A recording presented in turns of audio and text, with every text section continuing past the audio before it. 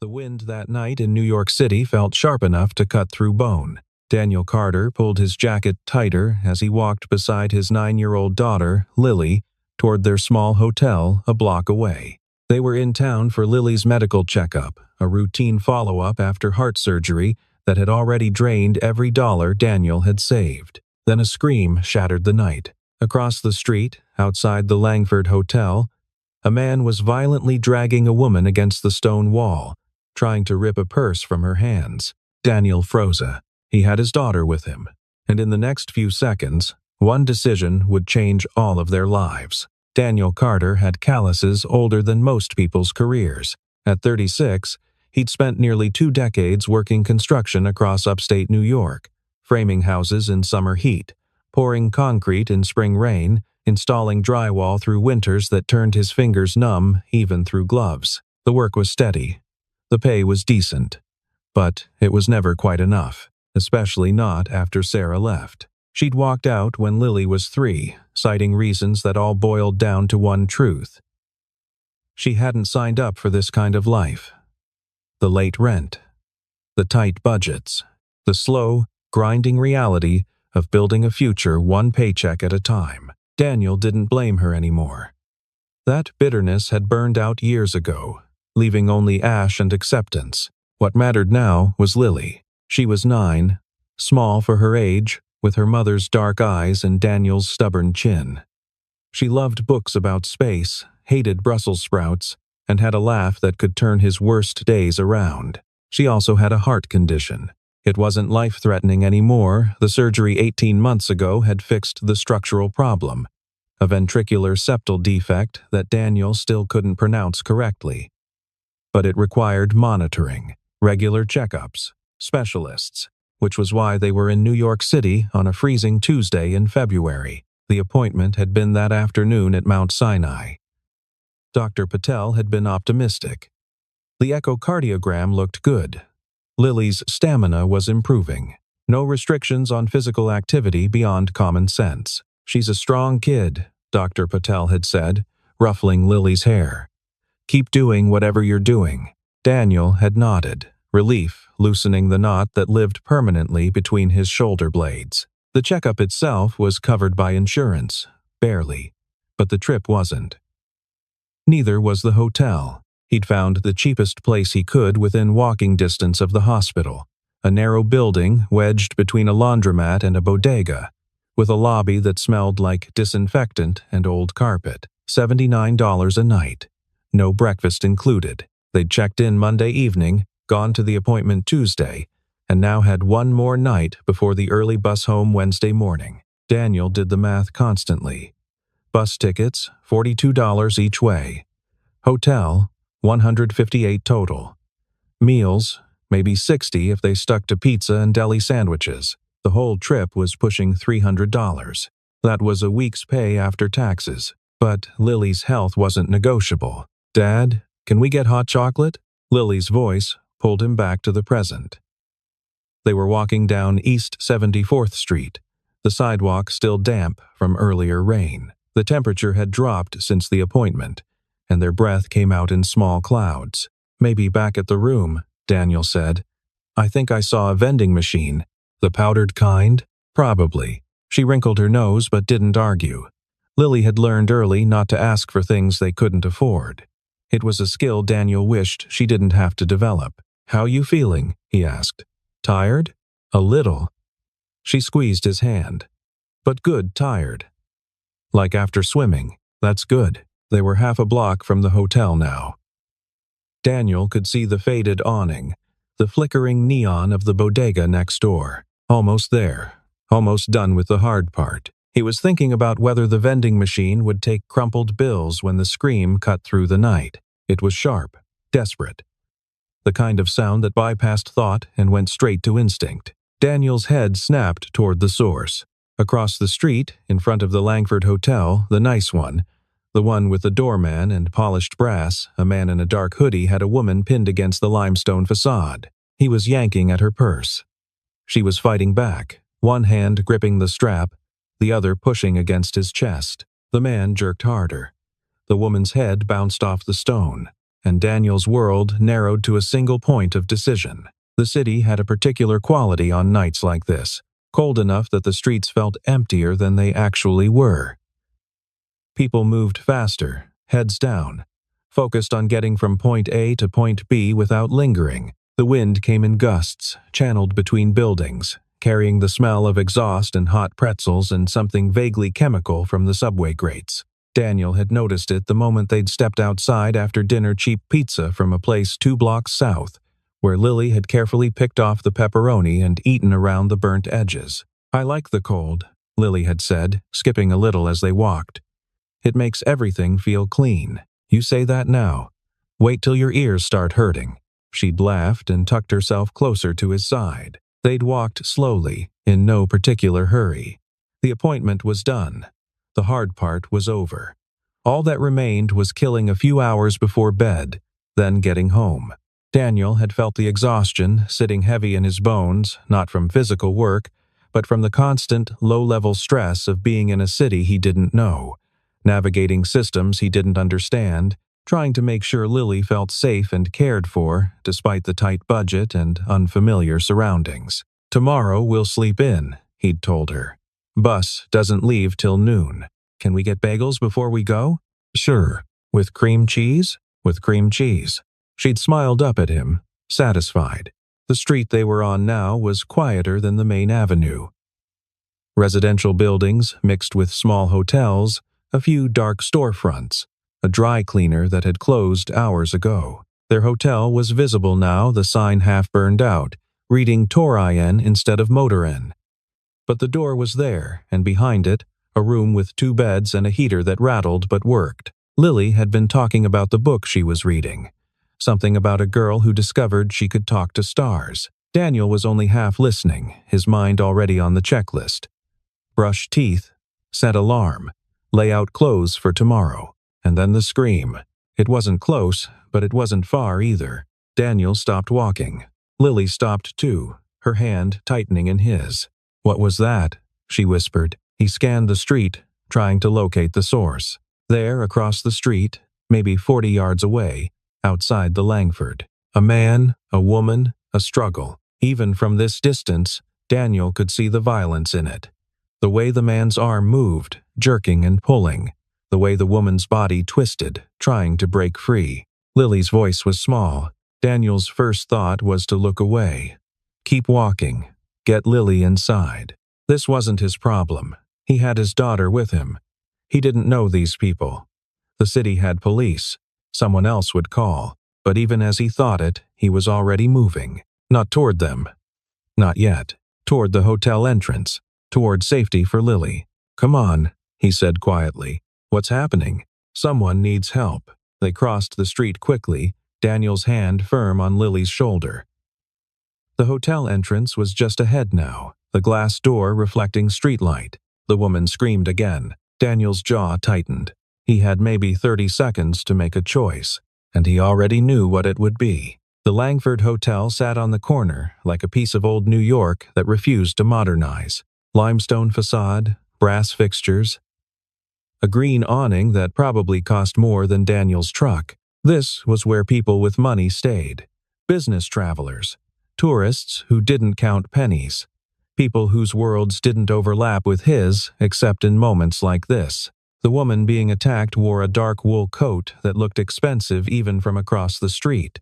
Her purse was leather, good quality, with a gold chain strap that the man in the hoodie was using as leverage. He wasn't big, but he was committed. Wiry frame, quick movements, the desperate efficiency of someone who'd done this before. The woman wasn't giving up easily. She had one hand locked on the purse strap, the other braced against his chest, trying to create distance. But she was losing ground. The man outweighed her by at least 40 pounds, and he was willing to hurt her to get what he wanted. As Daniel watched, the man yanked harder. The woman's grip slipped. Her shoulder hit the stone wall.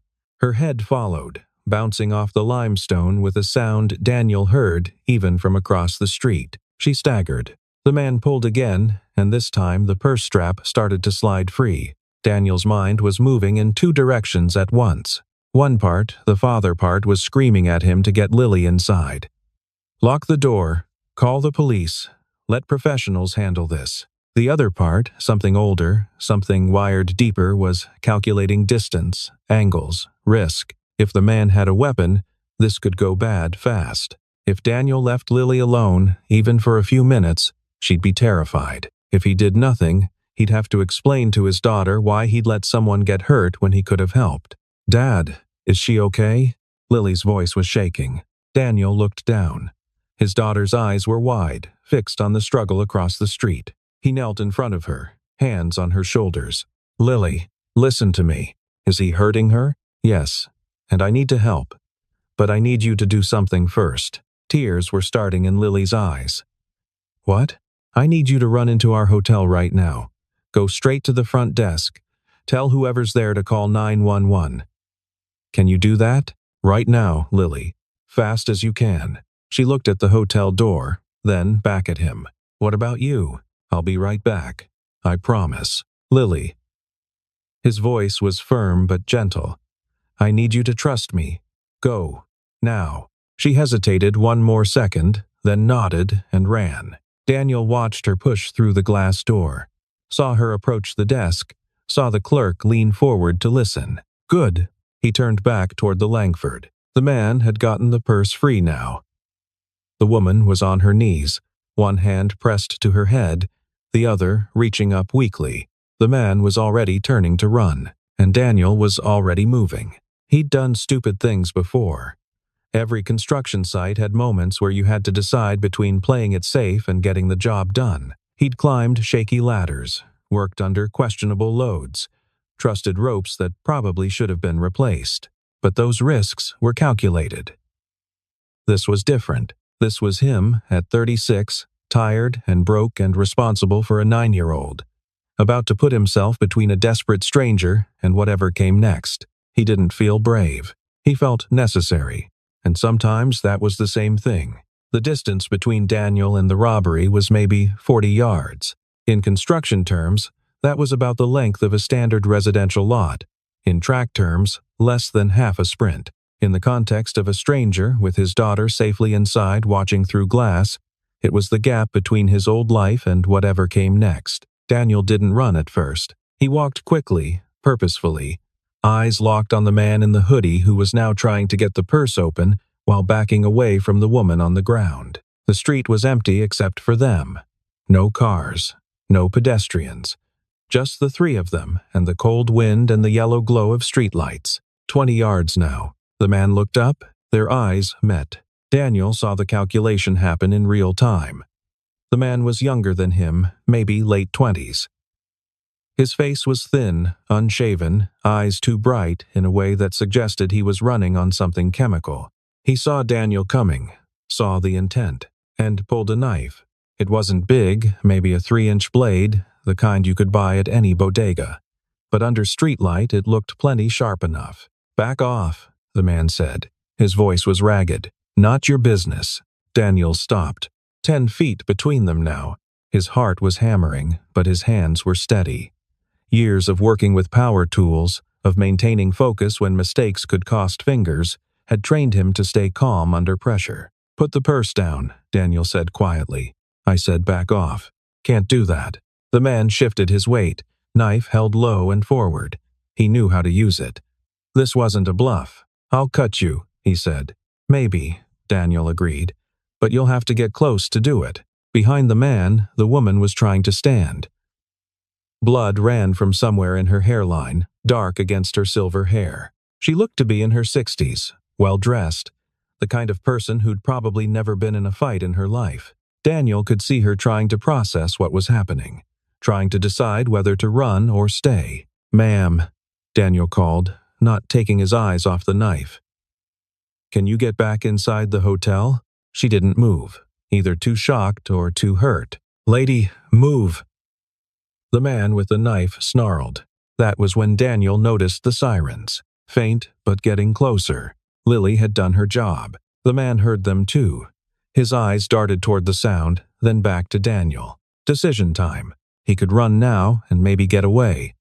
Or he could try to finish this, grab the purse, deal with Daniel, and still run. Daniel saw him choose. The man feinted left, then lunged right, blade leading. But Daniel had been watching his feet, not his hands.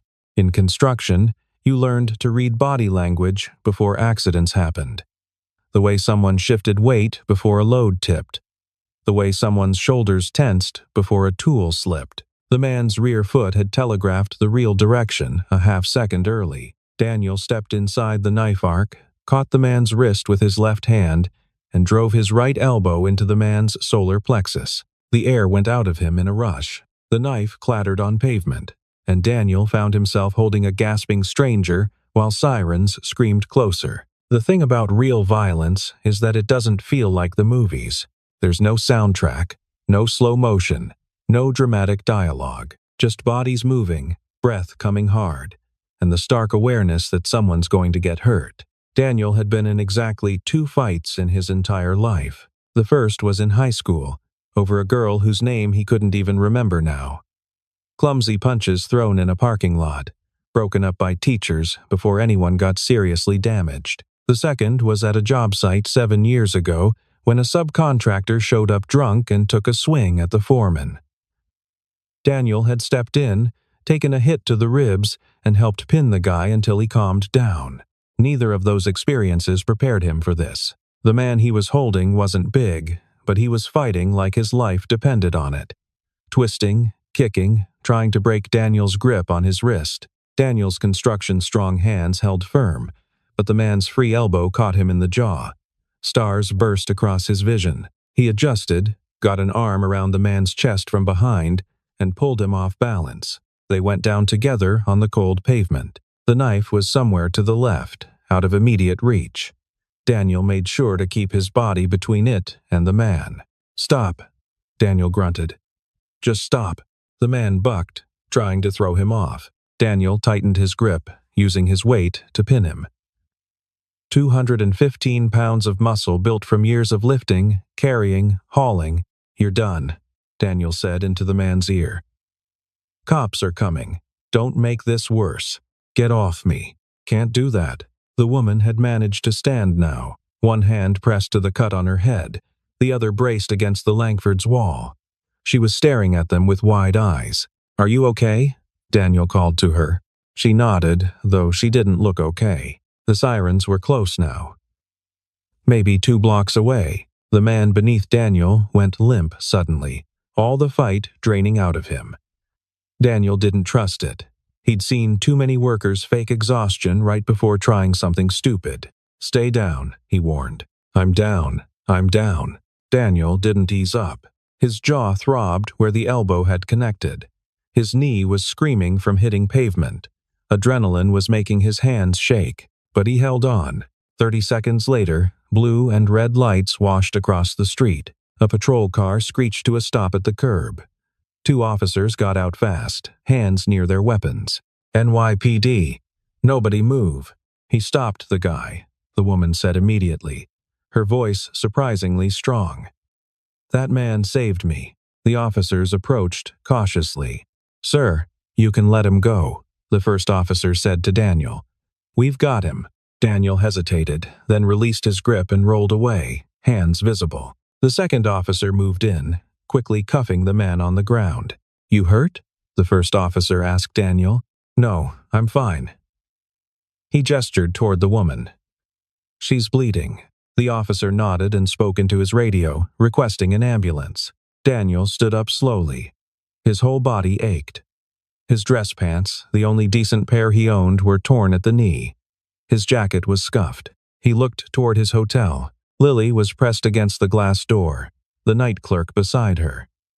Even from across the street, Daniel could see his daughter's face was streaked with tears. His heart broke a little. "1 second," he said to the officer. He jogged across the street, pushed through the door, and dropped to one knee in front of Lily. She threw herself at him, wrapping her arms around his neck. "I'm okay," he whispered into her hair.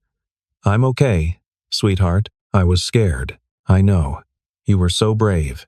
You did exactly what I needed you to do." She pulled back, looking at his face. "You're bleeding." He touched his lip, felt the split. "Just a little. Did you catch him?" "I did. Is the lady okay?" I think so. Lily looked past him at the scene across the street, the flashing lights, the officers, the woman now sitting on the hotel steps with a hand towel pressed to her head. Daddy helped her, Lily said quietly. That's what good people do. Daniel pulled his daughter close again, feeling the truth of it settle in his chest. Good people helped, even when it was hard, even when it was scary, especially then. The precinct smelled like burned coffee and institutional disinfectant. Daniel sat in a plastic chair that was bolted to the floor, filling out a witness statement for the third time. His handwriting was cramped from cold and residual adrenaline. Lily sat beside him, wrapped in a blanket an officer had found somewhere, working on a cup of hot chocolate from a vending machine. It was past midnight now. The whole process had taken hours. First, the paramedics checking him and the woman, then the initial statements at the scene, then the ride to the precinct for formal documentation. The detective handling the case, a tired-looking woman named Rodriguez, had been kind but thorough. "We appreciate what you did," she'd said. "But for the record, we don't encourage civilians to intervene in violent crimes." "I understand. That said, this guy's wanted for 6 other robberies in the past month. You probably kept someone else from getting hurt." Daniel had nodded, not sure what to say to that. Now he was just trying to finish the paperwork so they could leave. His phone buzzed. A text from his foreman back home. Asterisk heard what happened. "You okay?" Asterisk. News traveled fast, apparently. Someone must have posted about it on social media. He typed back, asterisk, fine, back tomorrow, asterisk. Lily leaned against his shoulder. "Can we go soon?" "Almost done. I'm tired." "I know, honey." She was quiet for a moment, then, "Dad? Yeah? Were you scared? When you went over there?" He considered lying, telling her he'd been confident, in control. But Lily deserved better than that. "Yeah," he said. "I was scared. But you did it anyway." "I had to." Daniel set down the pen and looked at his daughter. Her eyes were serious, searching for understanding. "Because sometimes," he said slowly, "you see something wrong happening, and you're the only person who can do something about it. And if you don't, you have to live with that. What if you got hurt? Then I would have gotten hurt. But I couldn't let that stop me." Lily processed this. "Like when you had to take me to the hospital when I was little, and you were scared, but you did it anyway?" "Exactly like that." She nodded, satisfied, and went back to her hot chocolate. An hour later, they were finally released. Daniel carried a sleeping Lily the 3 blocks back to their hotel. The streets were empty now, the temperature having dropped another 10 degrees. The night clerk, a young guy named Marcus who'd called 911, looked up as they entered. "Doing okay?" he asked quietly. "Yeah. Thanks for your help." "Man, that was intense. Everyone's talking about it." Daniel just nodded and headed for the elevator. Their room was exactly as they'd left it. Lily's book on the nightstand, Daniel's duffel bag on the floor. He tucked Lily into bed without waking her, then sat on the edge of his own bed and stared at his hands. They were still shaking slightly. He thought about calling someone, but who? Instead, he took a shower, changed into clean clothes, and lay down. Sleep didn't come. His mind kept replaying the moment the knife appeared, the feeling of the man's elbow hitting his jaw, the sound of Lily crying through the glass. He'd done the right thing. But right things came with costs. And lying there in the dark, Daniel wondered what those costs would turn out to be. The phone rang at 7:30 the next morning. Daniel had finally fallen asleep around 4, his body demanding rest despite his racing thoughts. The ringtone pulled him from a dream he couldn't remember. Unknown number, New York area code. He almost let it go to voicemail, but something made him answer. "Hello? Mr. Carter? Daniel Carter?" The voice was crisp, professional, female. "My name is Evelyn Harrington. I was the woman you helped last night." Daniel sat up, suddenly alert. "Oh, are you? How are you doing?" 16 stitches and a mild concussion, but I've had worse." There was dry humor in her voice. "I wanted to thank you properly. You don't need to thank me. I strongly disagree. What you did took considerable courage. Most people would have kept walking. Daniel glanced at Lily, still asleep in the other bed. I just did what anyone should do, but most don't. Which is precisely why I'd like to meet with you, if you have time before you leave the city. He hesitated. Ma'am, I appreciate the thought, but it's really not necessary. I insist. There's a cafe 2 blocks from your hotel, the Corner Bakery on Lexington. Would 9 o'clock work? How do you know where my hotel is? The police report. I hope that doesn't sound intrusive. It did, a little. But Daniel found himself agreeing anyway. Okay, 9 o'clock. Excellent. And please bring your daughter. I'd like to thank her as well for her quick thinking. The call ended before Daniel could respond. He set the phone down and stared at it. Lily stirred, rolling over. Who was that? The woman from last night. Is she okay? Sounds like it. She wants to have breakfast with us. Lily sat up, interested. Really? Apparently. Can we go? Daniel checked the time. Their bus wasn't until noon. They had nothing planned except checking out and killing time. I guess we can. Lily scrambled out of bed. I'll get dressed. 45 minutes later, they were walking into the Corner Bakery, a warm, bright space that smelled like fresh bread and coffee. Evelyn Harrington was already there, sitting at a corner table. In daylight, she looked different. Still elegant, but older than Daniel had thought, mid-60s, with silver hair pulled back and sharp gray eyes. A white bandage covered the cut on her temple. She stood as they approached, extending her hand. Mr. Carter, thank you for coming. Her handshake was firm. This is my daughter, Lily, Daniel said. Evelyn smiled at Lily, warm and genuine. Hello, Lily. I understand you were very brave last night. Lily ducked her head. I just did what Dad said. That takes courage, too. They sat.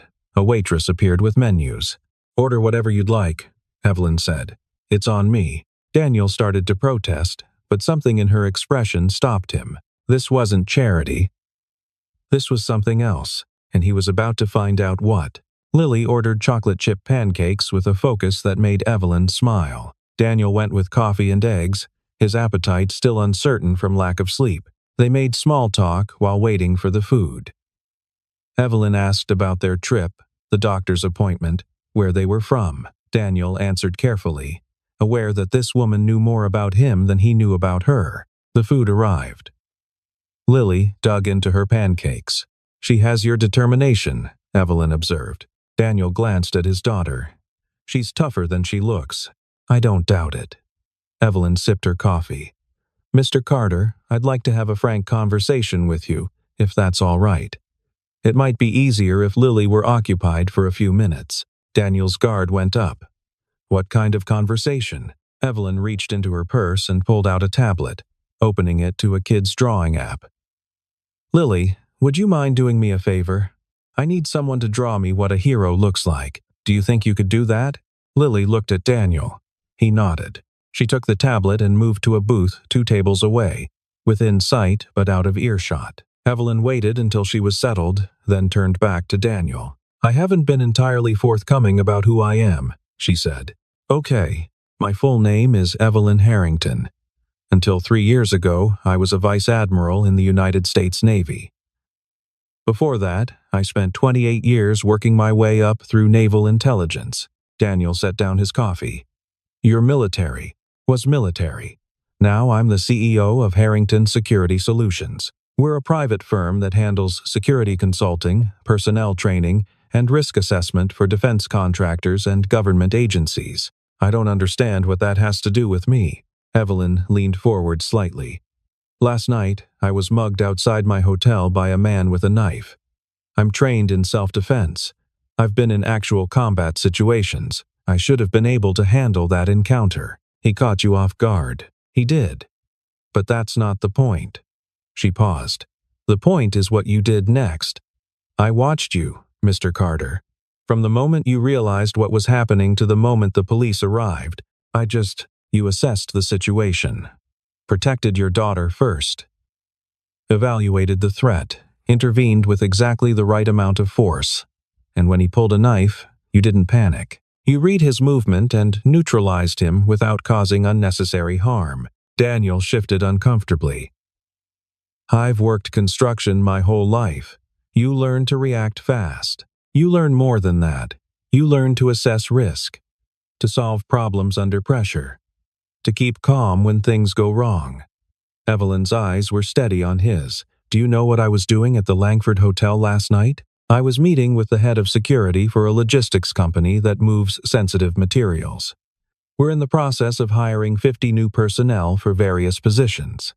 Guards, drivers, coordinators. Ma'am, I appreciate whatever you're about to say, but I'm not offering you charity, Mr. Carter. I'm offering you a job. The words hung in the air. Daniel stared at her. You don't know anything about me. I know you're a single father who brought his daughter to New York for a medical appointment. I know you're staying at a $79 a night hotel. I know you risked your safety to help a stranger. And I know you have the exact kind of judgment and integrity that's almost impossible to train. I'm not qualified for security work. You'd be surprised what qualifies someone. We need people who can think clearly, act decisively, and maintain their moral compass under stress. Last night, you demonstrated all three. Daniel looked over at Lily, absorbed in her drawing. I can't just uproot my daughter's life. I'm not asking you to decide right now. I'm asking you to consider it. Evelyn pulled a business card from her purse, sliding it across the table. The position I'm thinking of is based in Northern Virginia. It's coordination and personnel management, not field work. The starting salary is $78,000 a year, plus benefits. Full medical, dental, vision, signing bonus to cover relocation costs. Daniel picked up the card, his hands not quite steady. $78,000. He made $42,000 now, in a good year. We provide training, Evelyn continued. 6 weeks, fully paid. We help employees find housing. The schools in that area are excellent, and there are several pediatric cardiology programs nearby if Lily needs continued care. She'd done her homework. Why me? Daniel asked. You could hire someone with actual experience. Experience is common. Character isn't. Evelyn stood, placing money on the table for the bill. Think about it. My direct number is on that card. Call me when you've made a decision. She walked to Lily's table, looked at the drawing, a stick figure with a cape, and smiled. Perfect, she said. Thank you, Lily. Then she was gone. Daniel sat alone with his cold coffee and a business card that felt like it weighed 10 pounds. They missed the noon bus. Daniel called and rescheduled for the evening one, claiming car trouble. It cost him an extra $30 in change fees, but he needed time to think. They spent the afternoon at Central Park. Lily wanted to see the zoo, but admission was $20 per person. Instead, they walked the paths, watched street performers, ate hot dogs from a cart. Daniel's mind was somewhere else. $78,000 a year. He kept turning the number over, trying to make it feel real. That was enough for a real apartment, not the rented duplex they lived in now. Enough to stop choosing between fixing the truck and fixing the water heater. Enough to let Lily do activities, have friends over, not worry about every dollar. But it meant leaving upstate New York, where he'd lived his entire life. Leaving the construction crew he'd worked with for 12 years.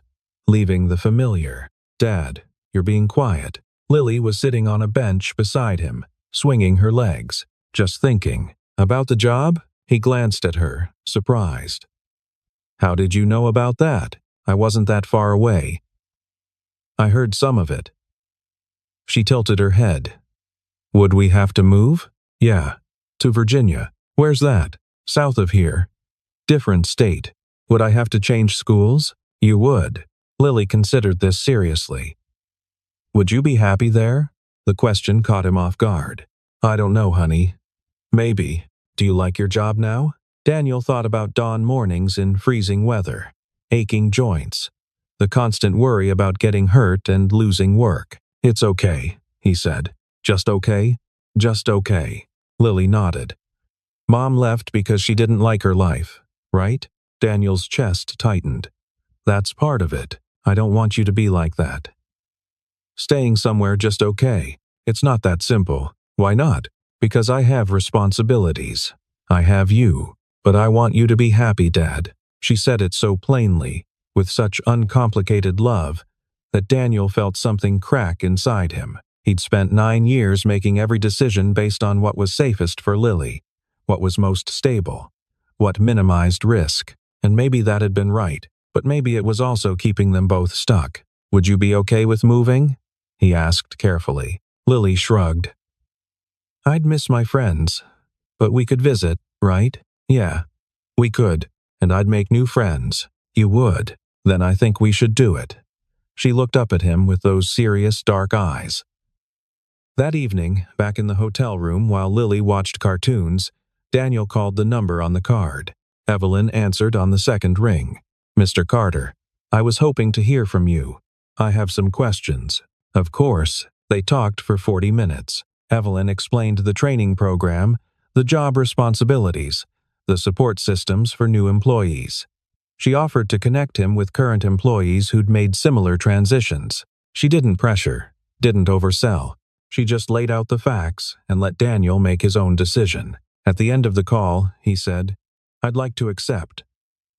If the offer's still open, it is. And I'm glad. There was genuine warmth in her voice. We'll start the paperwork next week. You'll begin training in early April. Is that timeline workable? Yes, ma'am. Daniel? You don't need to call me ma'am. Evelyn is fine. Evelyn. He corrected, feeling strange about it. One more thing. What you did last night wasn't just brave. It was smart. I want you to know that I see that. Thank you. Welcome to HSS. After the call ended, Daniel sat on the edge of the bed, staring at his phone. Lily appeared in front of him. Did you say yes? I did. She threw her arms around his neck. Good, she whispered. I'm proud of you. And Daniel, who'd spent years being the strong one, let himself hold his daughter and believe that maybe, just maybe, everything was going to be okay. The office in Arlington had windows that looked out over the Potomac. Daniel Carter stood at one of them, coffee in hand, watching morning light catch the water. Behind him, his team was assembling for the weekly briefing. 8 people now reported to him, coordinators managing security personnel across 3 states. He'd been promoted 6 months ago.